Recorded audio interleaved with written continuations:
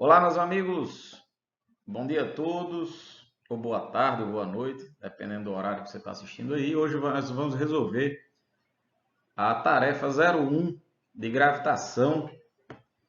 Vamos lá, 8 questõezinhas bem simples, tá? O pessoal aí que está conhecendo gravitação agora. Então, primeira questão. Na figura que representa esquematicamente o movimento de um planeta em torno do Sol, a velocidade do planeta é maior em qual dos pontos? Então, o que você precisa lembrar? Que a velocidade do planeta é sempre maior quanto mais próximo ele estiver do Sol. A velocidade é máxima no periélio, que é o ponto mais próximo do Sol. Tá? Então, olhando a figura dos pontos que ele nos deu, o ponto mais próximo do Sol aí vai ser o ponto E. Então, por isso, a resposta letra E. Ok? Então, vamos para a questão 2. Sobre as leis de Kepler, assinale as proposições verdadeiras para o sistema solar. 1. O valor da velocidade de revolução da Terra em torno do Sol, quando sua trajetória está mais próxima do Sol, é maior do que quando está mais afastada do mesmo.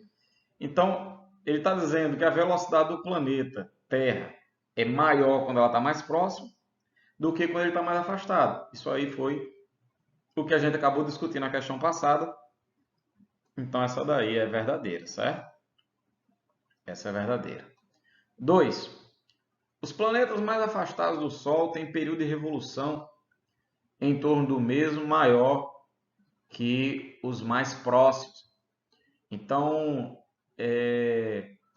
o período, como é que a gente acha o período de revolução? O período de revolução vai vir aqui, ó, da terceira lei de Kepler, que diz que T ao quadrado sobre R ao cubo é igual a uma constante. Isso é o que diz a terceira lei de Kepler. Isso aqui é a terceira lei de Kepler. Ok? Então, qual é a ideia por trás da terceira lei de Kepler? É que quanto maior for o raio de órbita, maior vai ser o período, maior vai ser o tempo para dar uma volta completa ao redor do Sol, aí no caso. Então ele está dizendo, os planetas mais afastados, ou seja, um raio maior, que é o que eu coloquei aqui, tem um período de revolução, ou seja, o período lá, o tempo para dar uma volta em torno do Sol maior, verdadeiro. Aqueles que forem mais afastados vão ter um período, vão demorar mais para dar uma volta completa. Então essa daqui, verdadeira. 4. Os planetas de maior massa levam mais tempo para dar uma volta em torno do Sol.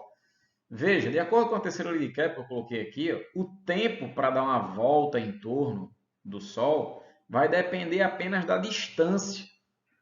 Aquele que estiver mais distante em relação ao Sol vai levar um tempo maior, vai ter um período maior. Não depende da massa do planeta. Não interessa a massa do planeta. Só depende da distância. Tá? O período é maior para quem tiver uma distância maior. Só isso, independentemente da massa. Então, essa daqui é falsa. 8. O Sol está situado num dos focos da órbita elíptica de um dado planeta. Então, isso aqui é a primeira lei de Kepler, diz isso. Primeira lei de Kepler. Beleza? Então, essa daqui é verdadeira. A lei de Kepler, a lei das órbitas, diz justamente isso. Os planetas descrevem órbitas elípticas com o Sol em um dos focos. 16. Quanto maior for o período de rotação de um planeta, maior seu período de revolução? Falso. Acabei de dizer que o período só depende do raio de órbita. Tá? Ou seja, a distância do planeta ao Sol. Só depende disso. Aquele que tiver uma distância maior vai ter um período maior. Não depende do período de rotação do planeta. Não depende disso. O período de rotação é o tempo que ele leva para dar uma volta em torno dele mesmo. Que no caso da Terra é um dia. Tá?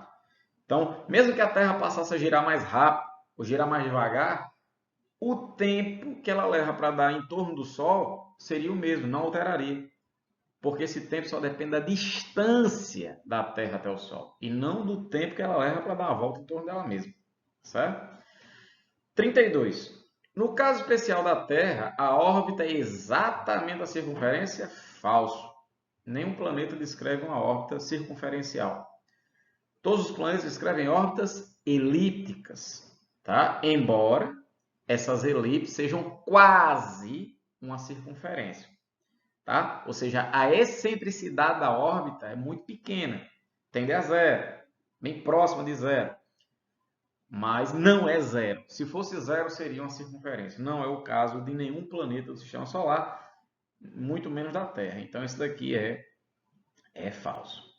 Beleza? Então, nós temos aqui 1,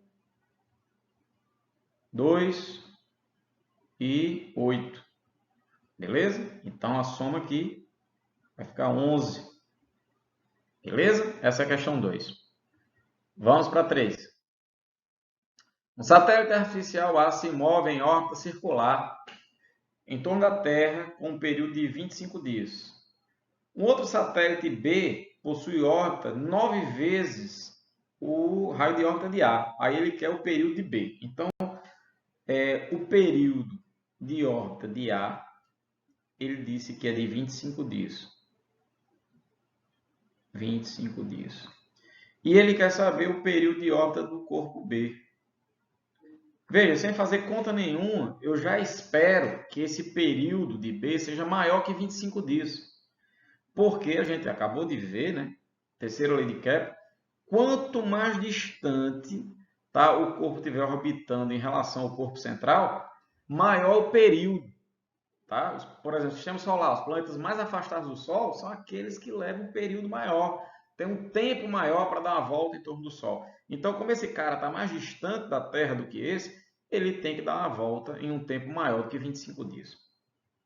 Vamos calcular que tempo é esse. A gente vai usar a terceira lei de Kepler, T ao quadrado para o corpo A sobre R ao cubo do corpo A é igual a T ao quadrado do corpo B sobre R ao cubo do corpo B.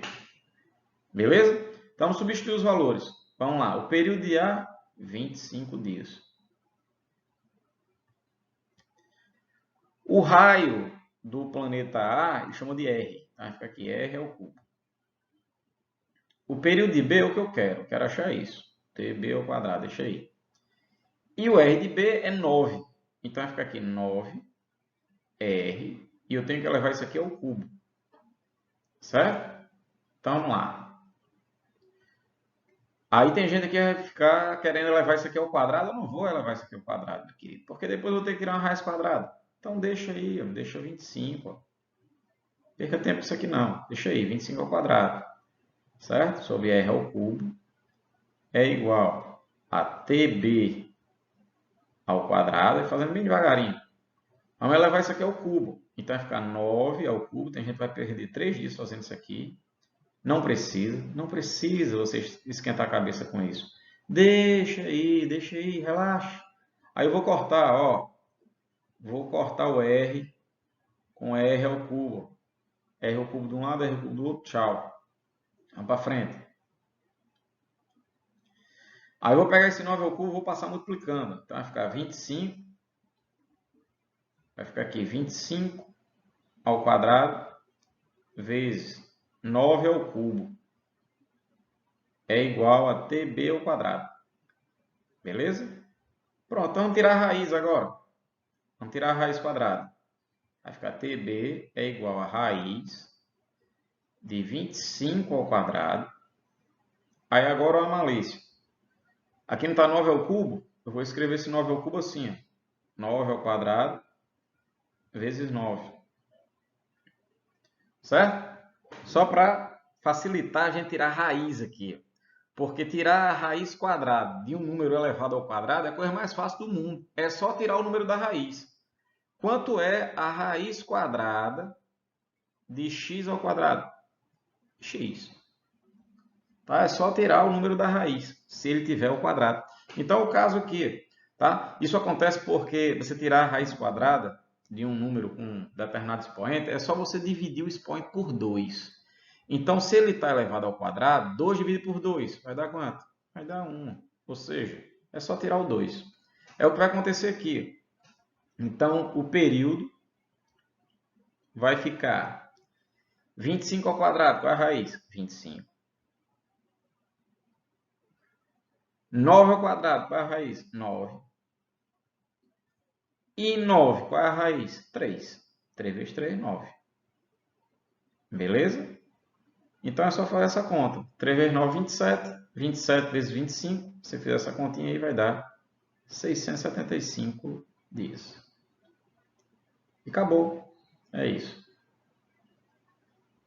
Está feita a questão 3. Vamos para a questão 4. Questão 4. Dois satélites artificiais giram em torno da Terra em órbitas de mesma altura. O primeiro tem massa M1 e o segundo tem massa 3M1. Se o primeiro tem período de 6 horas, o período do outro será em horas igual a quanto? 6 horas, mesma coisa. Por quê? Porque os dois estão à mesma altura. Os dois estão à mesma distância da Terra. Lembra? Terceira lei de Kepler. T ao quadrado sobre R ao cubo é igual a uma constante. Qual é a ideia por trás disso? Aquele que estiver mais afastado do corpo central é o que vai ter maior período. Se os dois satélites estão à mesma altura da Terra, então eles estão à mesma distância. Se eles estão à mesma distância é porque eles têm o mesmo período. Então, se um leva 6 horas, o outro também leva 6 horas. Aí você está pensando aí, professor, mais um tem massa M1 e o outro tem o triplo da massa. A gente já discutiu. Na terceira lei de Kepler, o período não depende da massa do corpo que está em órbita, só depende da distância que ele está do corpo central. Então, é por isso que a resposta é a letra C. Vamos para a questão 5. De acordo com as leis de Kepler, um planeta girando em torno do Sol. Tá. Então, letra A. Descreve órbitas circulares. A gente viu a primeira lei de Kepler, os planetas descrevem órbitas o quê? Elípticas. Tá? B. Tem velocidade linear constante? Não. A gente sabe que a velocidade é máxima quando o planeta está mais próximo do Sol e a velocidade é mínima quando o planeta está mais o quê? Distante. Então a velocidade não é constante. Ora a velocidade vai estar aumentando quando ele está se aproximando do Sol e ora a velocidade vai estar diminuindo, que é quando ele está se afastando do Sol. Certo? Letra C. É mais veloz ao passar pelo afélio? Não. O planeta é mais veloz quando ele passa pelo periélio, o ponto mais próximo. É localizado por um raio vetor que vai em áreas iguais em tempos iguais? Sim. Isso é a segunda lei de Kepler. Então, a resposta, letra D de dado, tá? Que é o que diz a segunda lei de Kepler. Vamos ver a letra E. Possui período de revolução maior que outro planeta mais distante. Veja, em relação ao planeta mais distante, aquele que está mais próximo tem um período que menor. Lembra? Sempre o mais afastado vai ter um período maior, um tempo para dar uma volta completa maior. Só que ele está dizendo o contrário. Ele diz, possui período de revolução maior do que um que está mais distante? Não. Em relação a um que está mais distante, esse vai ter um período que menor, que está mais próximo. Certo? Então, vamos para a próxima questão, 6. A figura ilustra o movimento de um planeta em torno do Sol. Se os tempos gastos para o planeta se deslocar de A para B, tá? Tá aqui ó, na figurinha, ó, de A para B, de C para D e de E para F são iguais, os tempos são iguais, então as áreas vão ser o quê? Poxa, é isso que diz a segunda lei de Kepler. Ela diz que o vetor posição dos planetas varre em áreas iguais, em tempos iguais. Então, se ele já disse que os tempos são iguais, as áreas são iguais. Então, você vai marcar a letra A. As áreas aqui ó, são iguais, sem medo de ser feliz. Vamos para a questão 7. O modelo de universo proposto por Kepler, apesar de heliocêntrico, tinha disparidades com o modelo de Copérnico. Marque a alternativa que contém tais disparidades. Tá? Então, comparando aí o modelo de Kepler com o de Copérnico, apesar dos dois serem heliocêntricos, eles tinham diferença. Né? Qual a diferença básica entre o modelo de Kepler e de Copérnico? Copérnico acreditava que os planetas realizavam órbitas o quê? Circulares. Já Kepler foi quem introduziu as órbitas o quê? Elípticas. É a primeira lei de Kepler, a lei das órbitas. Então, vamos lá. Letra A. No modelo de Copérnico, as trajetórias dos planetas eram circulares. Até aí tudo bem. Enquanto que no de Kepler, as trajetórias eram elípticas. Show. Como sabemos hoje, as trajetórias dos planetas ao redor do Sol são elípticas. Ótimo. Essa daí é boa. Letra A é a resposta. Aí vamos ver as outras. Letra B. No modelo de Copérnico, as trajetórias dos planetas eram elípticas? Não. A trajetória dos planetas no modelo de Copérnico eram trajetórias circulares. Copérnico acreditava que o movimento no céu era circular uniforme. Até aqui tudo bem. A terceira lei de Kepler nos mostra que o movimento dos planetas ao redor do Sol é variado. A terceira lei de Kepler não mostra que o movimento é variado, embora seja. O movimento dos planetas ao redor do Sol é um movimento variado. Ora é acelerado, ora é retardado. Mas não é a terceira lei de Kepler que mostra isso. Tá? Isso aqui, o movimento ser variado, deixa eu apagar isso aqui. O fato do movimento ser variado, ele não é fruto da terceira lei de Kepler, e sim da segunda lei de Kepler. Tá? Aquele lance de dizer que o vetor posição dos planetas varre em áreas iguais em tempos iguais, tá? E como o formato é elíptico, que vem da primeira lei, a consequência disso é que o planeta ele vai ter velocidade variável. Ora ele vai estar aumentando a velocidade, ora ele vai estar diminuindo. Tá? Então, o problema nessa letra C é isso. Na letra D, ele diz que Copérnico acreditava também de forma errada que o movimento no céu era circular uniforme. A segunda lei de Kepler nos mostra que o movimento dos planetas ao redor do centro da galáxia é variável. Não, olha, assim, isso aqui que a gente viu na letra C, que era só colocar aqui a segunda lei de Kepler, ele fez isso na letra D, ele corrigiu a segunda lei de Kepler. O problema foi que ele disse que o movimento dos planetas, em vez de ser ao redor do Sol, ele disse que é ao redor do centro da galáxia. Tá? Aí deu pau, né? Tá? Então, os planetas, eles orbitam o Sol. Tá? Então, esse é o problema da letra D de dado. Beleza? Essa é a questão 7, letra A. Vamos para a última questão de hoje, questão 8. Com base nos seus conhecimentos acerca da primeira lei de Kepler, assinala a alternativa correta.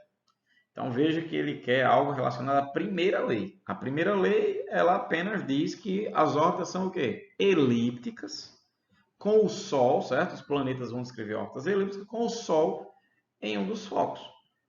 Então, de cara, você já vê aqui que a resposta é a letra. Travou seu vídeo não? É isso mesmo? Letra C. Tá? Então, a resposta é a letra C. A órbita dos planetas em torno do Sol é elíptica e tem o Sol em um dos focos. Mas vamos ver as outras.